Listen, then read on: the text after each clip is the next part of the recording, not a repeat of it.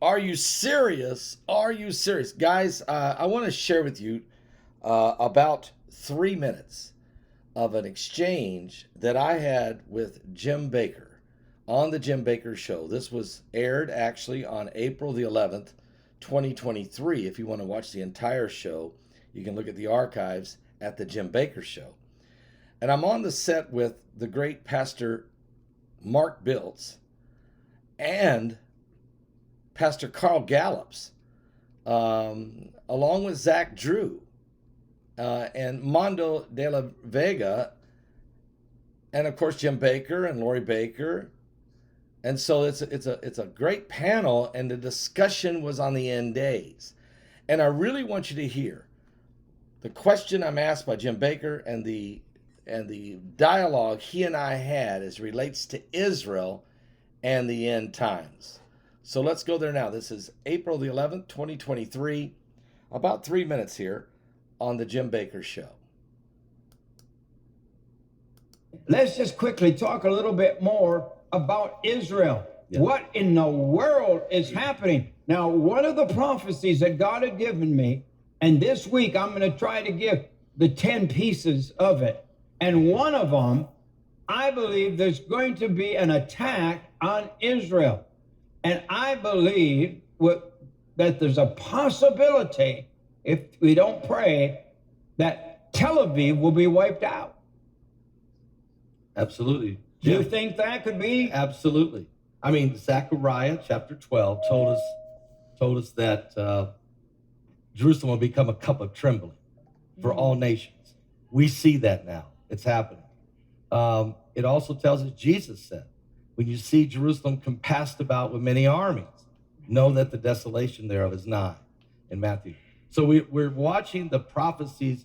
You know, Jerusalem is really God's prophetic timepiece. Right. And whenever you see what's going on there, it really, the ramifications of it goes throughout the world. Yeah. And so Benjamin Netanyahu recognized they don't have a constitution in Israel. They have 15 judges who self-appoint their next follower. So you have a legislative branch called the Knesset. I was supposed to speak there 2 weeks ago, but I just been there and came back, so I couldn't get to.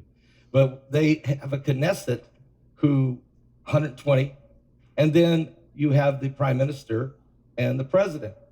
But the Supreme Court doesn't have a constitution to rule by, so they just rule based on their own gut feel. And this is what Netanyahu is trying to do. He's trying to preserve the nation. He sees that you have to have checks and balances. But the left see it as an infringement upon their rights, which are very liberal, which are exactly the things you just said. And that's what we see. We see a collision course. Is it true what I've said, that it's really like America? It is. Exactly. It's right down the middle. Israel has a right and a left, you might say. They have a conservative side and a, I don't know if you call them progressive or not. I don't like the word progressive. Ultra-liberal. Ultra-liberal. There's an ultra-right and an ultra-left. That's what you really have there. And the battle over who's going to control the nation. And what a special time it is for this to be going on, because we see George Soros. He's masterful at pouring money into rioting. We've seen it in America. Oh, yeah. We see it in France and Europe. We see it in Israel. They're marching in the streets Everywhere. in Paris, in France, Yes. all over France. Oh, yeah. By the thousands. Yes, yeah. Yes.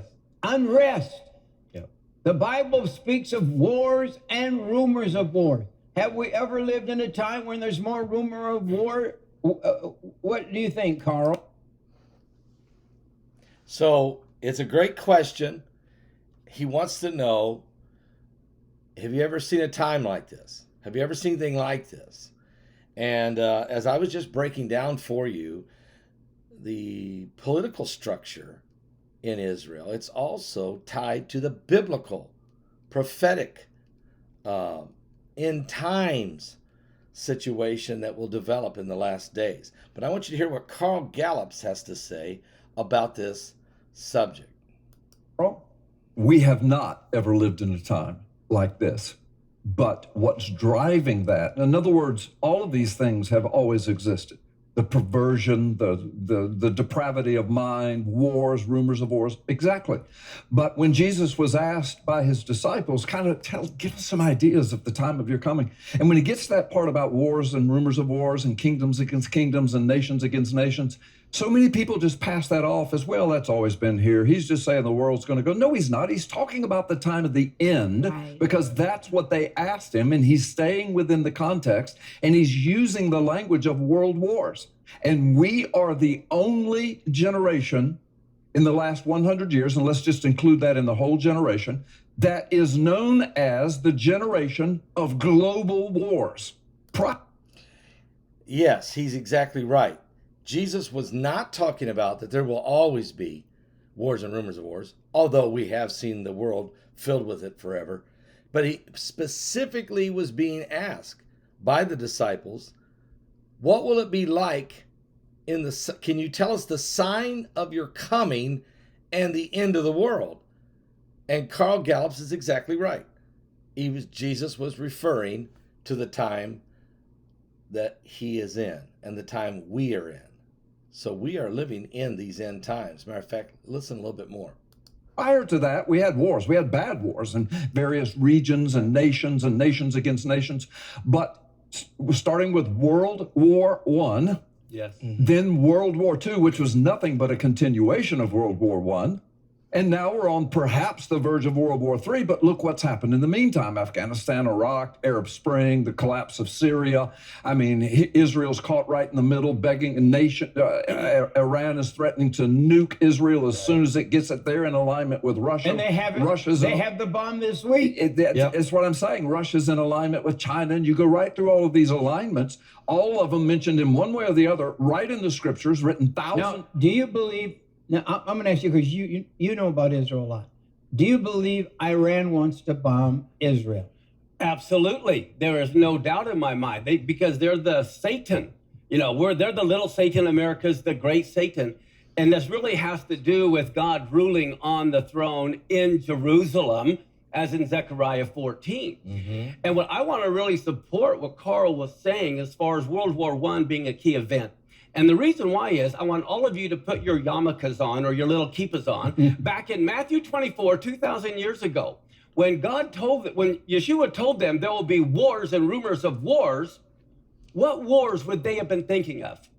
What wars had taken place prior in their history? Right. A more recent one is the Maccabees and the story of Hanukkah. And right before that is the destruction of the temple. Right. So what they're thinking is, wow, the temple's going to be destroyed again, and Hanukkah is going to happen again. And Matthew 24 is all about Hanukkah happening again. Wow. But they don't know Hanukkah, the Christians, so they don't understand the repetition. But World War I started on the 9th of Av, the very day the temple was destroyed. Wow. Yes. Right. Yeah. And then General Allenby entered Jerusalem during Hanukkah, which is their two wars. So that's why I believe World War I was a very key prophetic war, because that was the fulfillment of the war, rumors of war of Matthew 24, that time frame.